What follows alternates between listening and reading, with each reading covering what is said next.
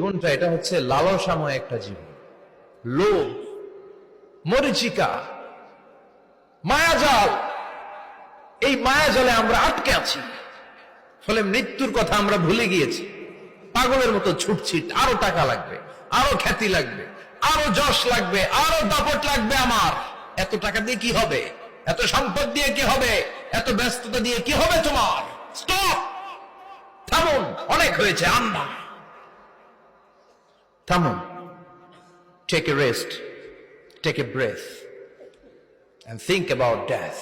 Think that you have to go back to your Lord.